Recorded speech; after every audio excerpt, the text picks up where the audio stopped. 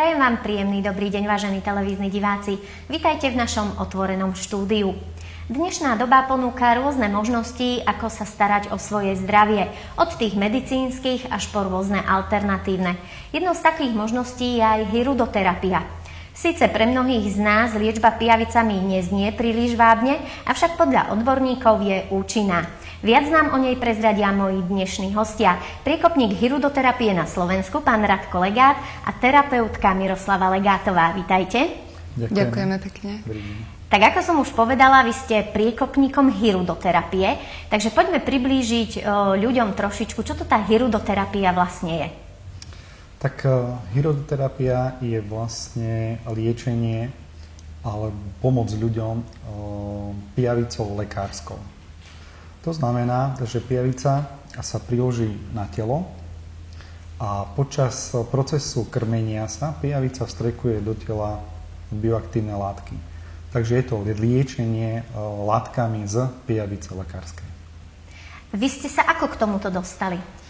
Ja som sa dostal k tomu tak, že som mal sám problémy zdravotné. Konkrétne to bolo s vysokým tlakom. Tento vysoký tlak môj naozaj vyskakoval do nebeských výšin, kde samozrejme štandardne som navštívil kardiologa, ktorý mi odporúčil nejaké lieky, ktoré som začal užívať, a problém bol v tom, že po týchto liekoch mi bolo zle. Či už na trávení, na žalúdku a podobne.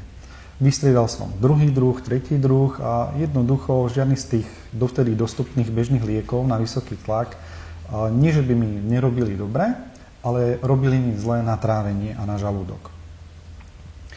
A hľadal som teda nejaký iný spôsob, ako si pomôcť. No a v tej dobe som akurát pracoval na súdnom lekárstve a jeden z našich lekárov mi odporúčil pijavice lekárske, s ktorými sa stretol na stáži v Nemecku. A tak som si povedal, že prečo nie. Vyskúšam tie potvorky malé, takže zohnal som si ich vtedy z Nemecka poštou. Nevedel som, čo robím, nevedel som, ako to robím, ale proste som si ich priložil a následne po tomto priložení to malo u mňa veľmi rýchly priebeh a vďaka týmto pijaviciam som sa v priebehu niekoľkých týždňov zbavil liekov aj vysokého tlaku. Takže pozitívna skúsenosť hneď na začiatku, ale vy ste mi spomínali, že nie ste vyštudovaný zdravotník. To znamená, že potom ste si asi museli nejaké vzdelanie. Áno, musel som si dorobiť ďalšie vzdelania, vrátane akreditácie na takúto činnosť alebo prácu s pijavicou lekárskou.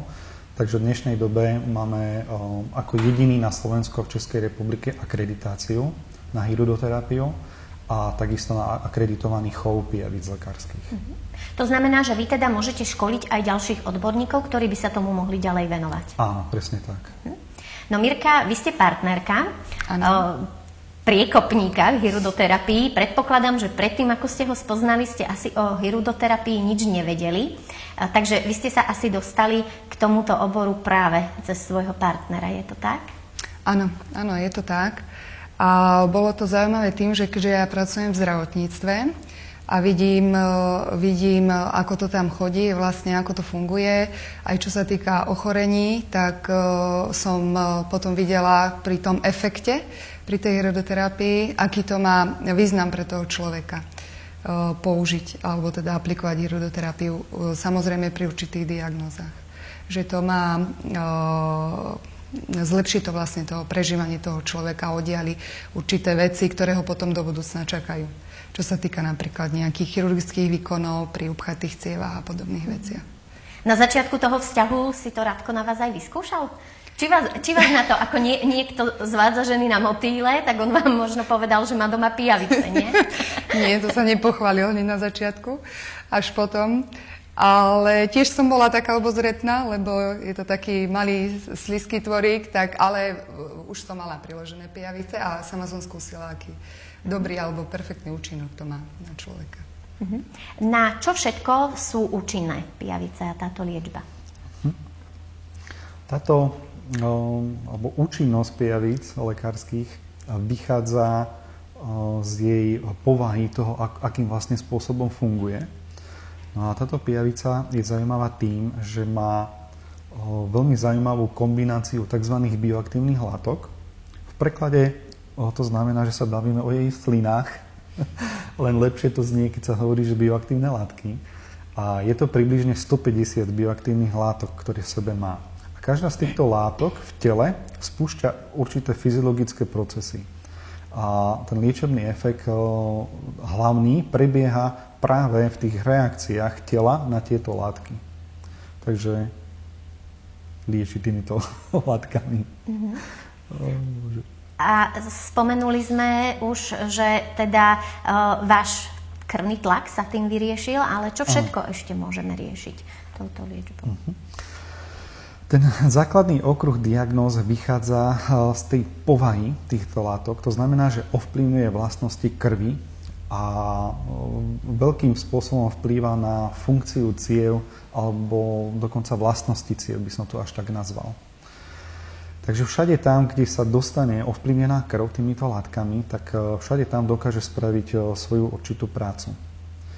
A hlavné rozdelenie týchto bioaktívnych látok by sme mohli rozdeliť do dvoch skupín, alebo dvoch polovic teda, kde jedna polovica sú látky, ktoré vplývajú na krv v zmysle antikoagulácie, to znamená tak ľudovo povedané riedi tú krv, rôzne destabilázy, látky, ktoré vplývajú na hustotu krvi, tekutosť, viskozitu a rôzne množstvo ďalších rôznych vlastností stále v súvislosti s krvou.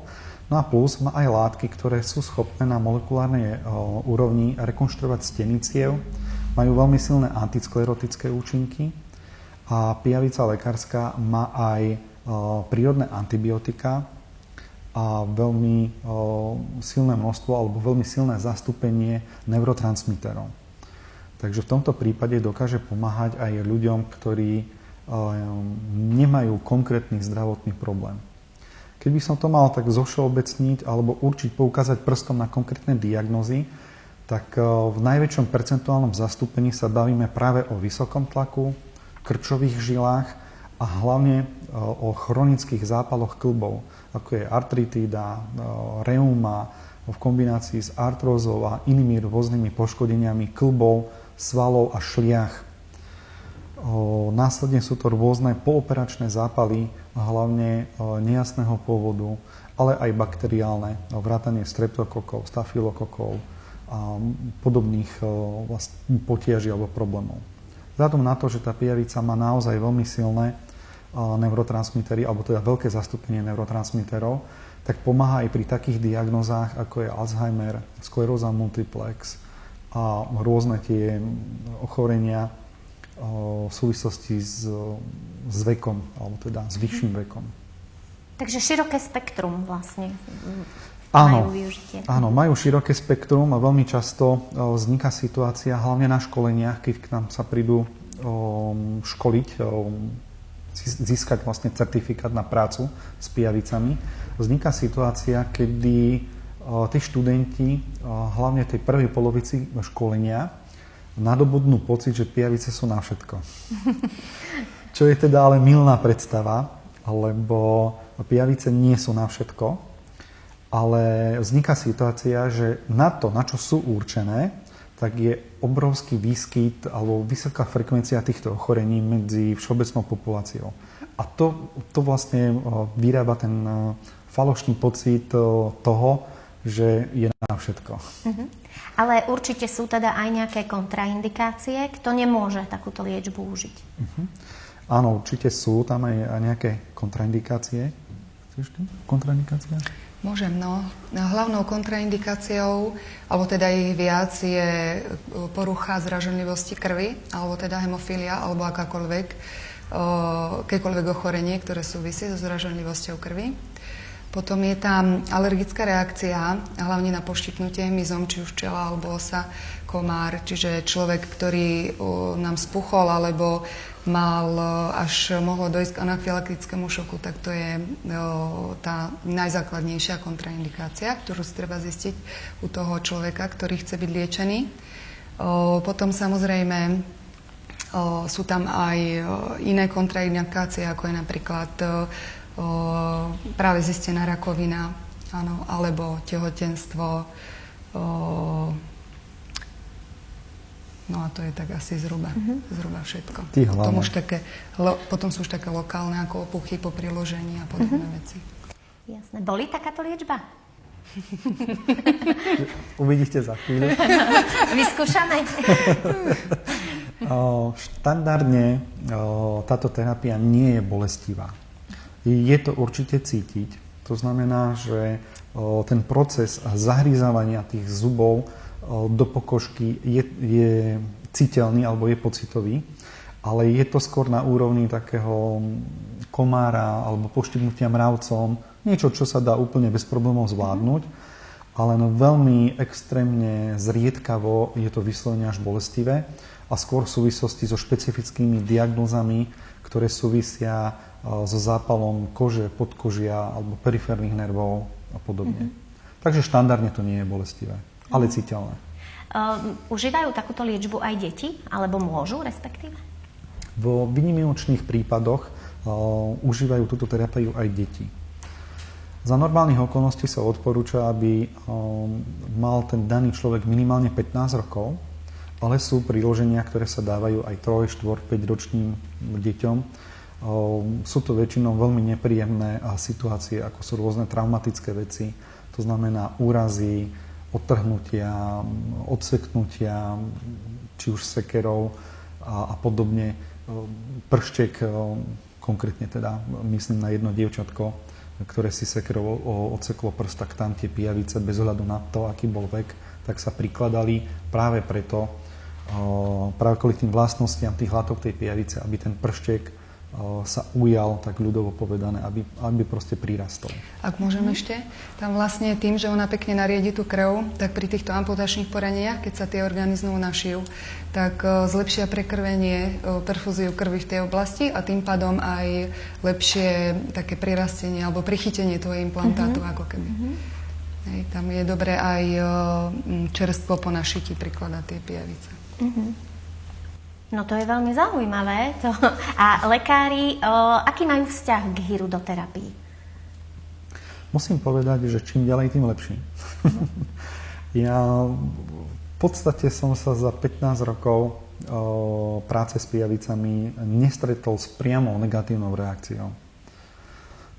Je to možno aj kvôli tomu, že sám som o tej terapii vyslovene presvedčený, a možno aj vďaka tomu, že školím priamo rôznych lekárov, veterinárov, zdravotníkov a tak ďalej. A práve vďaka tomu, že vyšli aj vysokoškolské skriptá pre lekárov po 5-ročnom výskumnom projekte v spolupráci s Akadémiou vied Slovenskej republiky, tak nestretávam sa s tým, že by ten lekár odmietal vyslovene pijavice. Skôr sa stretávam s tým, že o to proste nemá záujem. Že zvolil si inú cestu, iné zmýšľanie, inú terapiu a v podstate týmto pre neho skončí. Ale máme taký milý zážitok, to je od nás z Martina. Nechcem priamo menovať jeho meno, ale tiež je to proste jeden náš známy lekár, ktorý pijavice proste nie, v žiadnom prípade, že to je, vie o tom, ale on ich proste nechce. No až nakoniec, kým nemal úraz a sám vlastne prišiel a požiadal o pijavice. No to je super.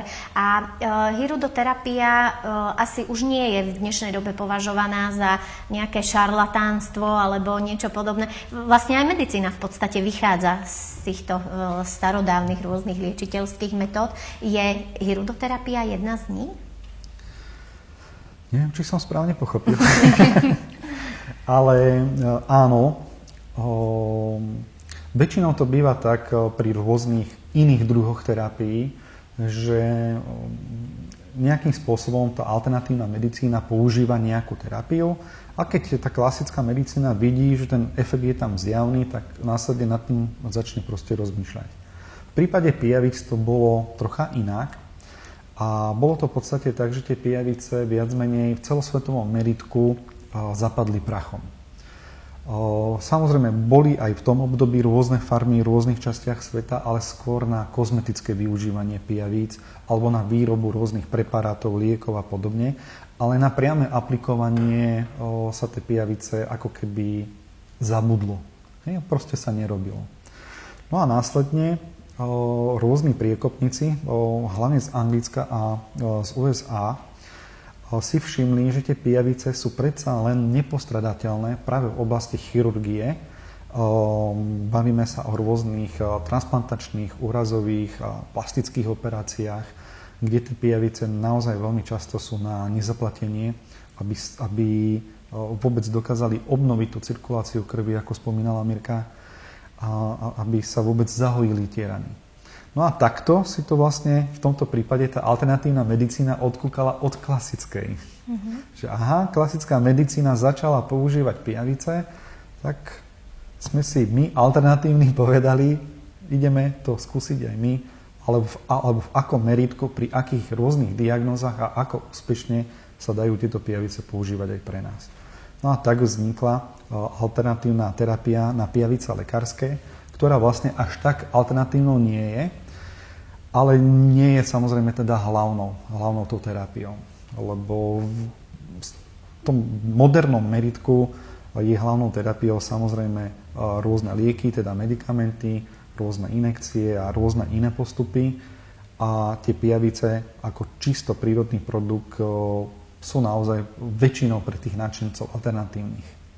Vy ste nám sem priniesli pijavice na ukážku.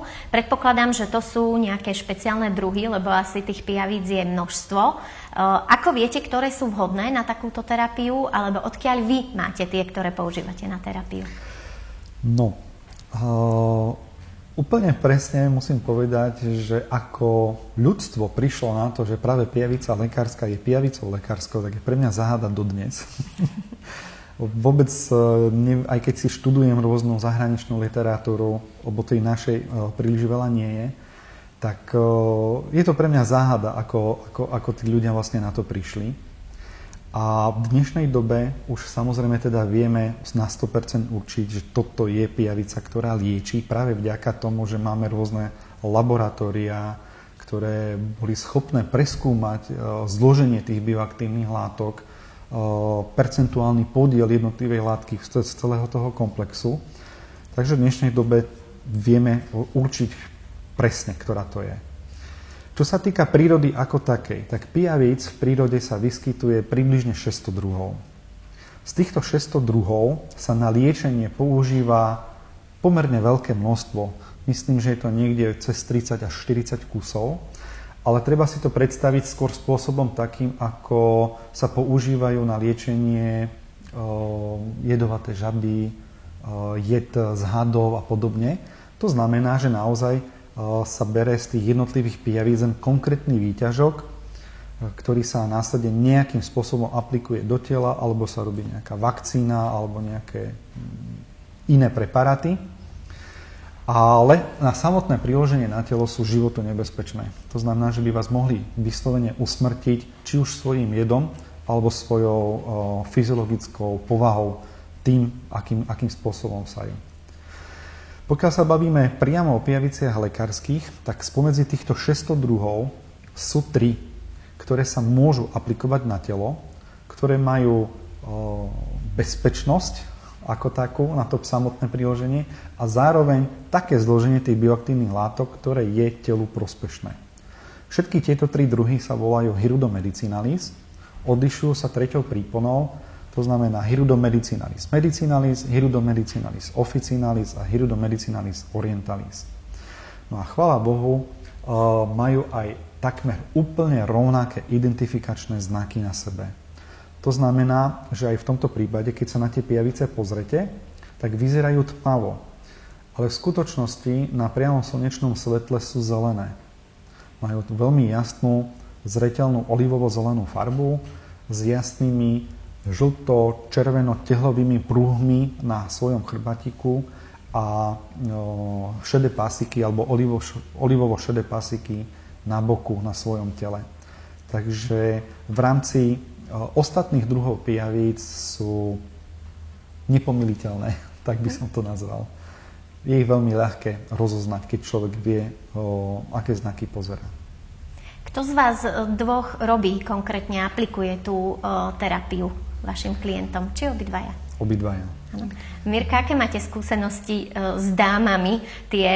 Tie sú asi známejšie tým, že sa štítia rôznych takýchto príšeriek. Dajú si ochotne na telo takéto potvorky? No, keď už majú tie problémy a nevedia, čo s nimi, tak si dajú, ale väčšinou tých 40% je taký, že ty mi to prilož, ale ja sa nebudem pozerať. Alebo vy mi to priložte, ale ja sa nebudem pozerať. A potom mi to dajte dole. Takže takýto je prístup. No, tých dievčat väčšinou. Chlapci to tak lepšie tolerujú. A teda páni. No. A čo s tými, ktoré už teda použijete na nejakú liečebnú metódu? Tie sa likvidujú. To znamená, že druhýkrát sa už nepoužívajú. Takže pri samotnom používaní sa používa vždy len čerstvá pijavica, nepoužitá. Máte ich asi doma dosť, čo? Áno. A skadiaľ ich máte? Alebo chováte ich doma? Ako to vlastne vyzerá? Ako sa o to treba starať, aby ste ich mohli potom používať? V podstate, tak ako som už spomenul, získali sme akreditáciu na chov pijavíc lekárskych aj na samotné školenia. A tým pádom teda z toho vyplýva, že máme vlastný chov.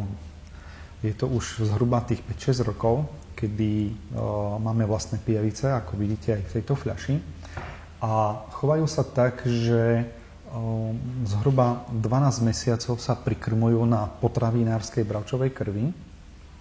To znamená, že pijavice priamo do kontaktu so zvieraťom neprídu, prídu len s jeho krvou certifikovanou. No a následne počas tých zhruba 12 až 16 mesiacov narastú do určitej veľkosti, približne také, ako je vidno aj tu vo fľaši. Číselne by to bolo zhruba tých 2,5 až 3,5 gramu na jednu pijavicu. Následne sa dávajú na pol roka do karantény a po polročnej karanténe sa im robia špeciálne testy, ktoré sa robia vo výskumnom alebo teda kontrolnom ústave veteríny a potravín v Dolnom Kubíne, ktorí nám urobia tieto všetky potrebné testy a následne nám vystavia certifikát, či sú zdravotne závadné alebo nezávadné. No a čo sa týka priamo rozmnožovania, tak to sú pijavice, ktoré sú mimo týchto pijavíc, ktoré sa používajú na telo. Je to hlavne kvôli tomu, lebo pijavica dosahuje svoju pohlavnú zrelosť až v 5. roku svojho života a tým pádom má aj určitú veľkosť. A následne, ako asi to nebude vidno z tej kamery, ale ona pekne nakladie také vajíčka, ktorým sa hovorí kokony a do týchto kokonov vlastne nakladie malinké pijavičky, z ktorých sa následne vyliahnú mláďatka. Máme aj tie tu so sebou, takže... Ešte budeme mať možnosť ukázať. Náš čas sa pomaly kráti a teda, aby sme nezostali len pri slovách, tak sme sa dohodli, že našim divákom aj ukážeme, ako takáto terapia vyzerá. Ja sa teda obetujem, budem na chvíľku vašou figurantkou a teda môžeme ísť na tú ukážku. Ešte predtým však vám chcem pekne poďakovať, že ste sa prišli s nami podeliť o takéto zaujímavé informácie, že ste nám doniesli na ukážku potvorky, ktoré sú aj užitočné, ktoré liečia a ja vám želám veľa spokojných klientov a vyliečených zákazníkov.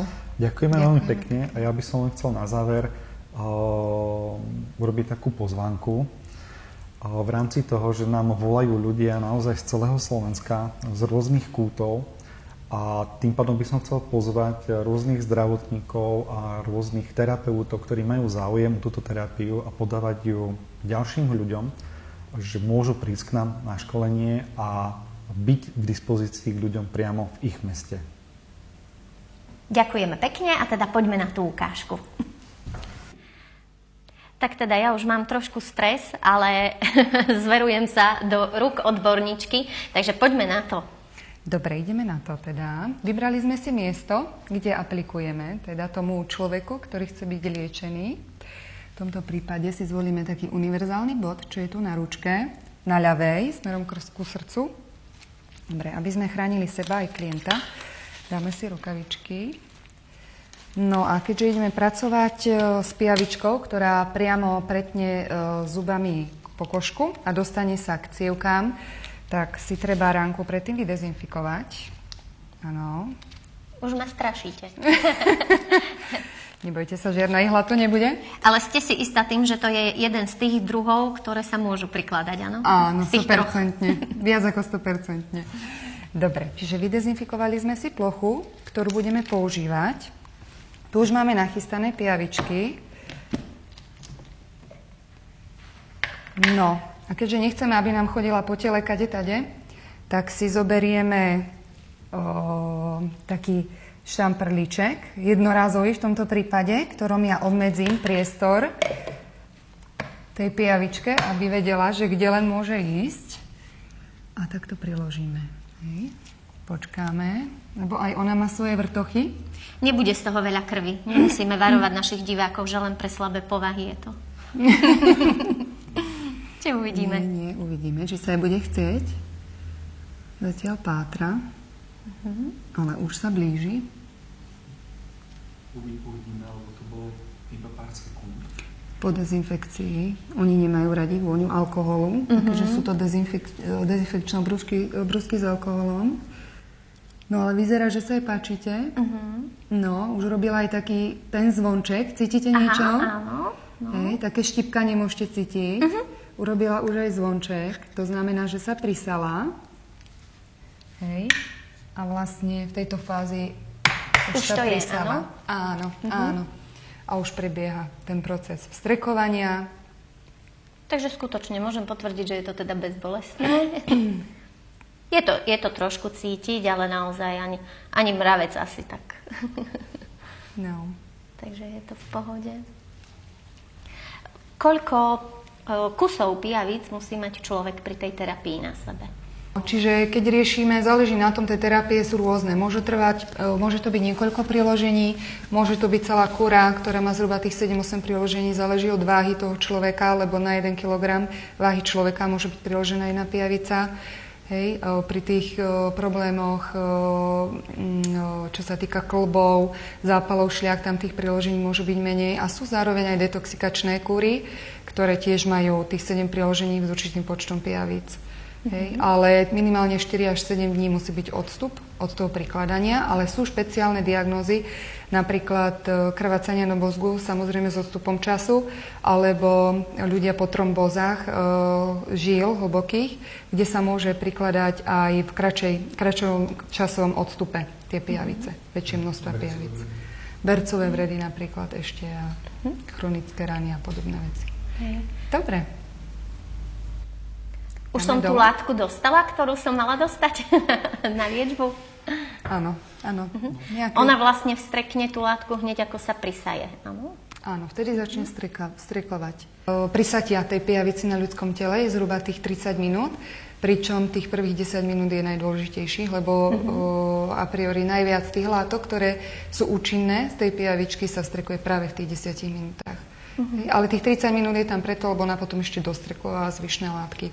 Hej, dlhšiu dobu nemá význam mať tú pijavičku prisatú, jedine keby sme chceli nejaký odber krvi, hej? No. A ona vlastne aj zároveň cucia tú krv, áno? Áno. Ona to vlastne strekuje kvôli tomu, aby si ona tú krv v sebe vedela zakonzervovať a spracovať, aby v nej vydržala a ešte aby vás nariedila, aby sa jej lepšie salo. Hej? Čiže to je prioritne význam tých látok, ktoré má ona v sebe. Hej? Čiže uľahčí si to svojím spôsobom, že si vás nariedi takýmto. Dobre. No, ja vám veľmi pekne ďakujem aj za takúto pozitívnu skúsenosť.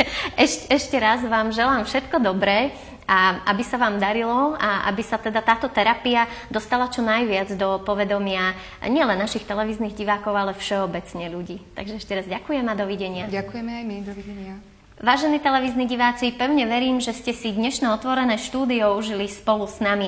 A ak budete mať chuť skúsiť takúto terapiu, tak sa určite skontaktujte s našimi dnešnými hostiami. Kontaktné údaje na nich už vidíte v našich titulkoch. Budem sa na vás tešiť aj na budúce. Dovidenia.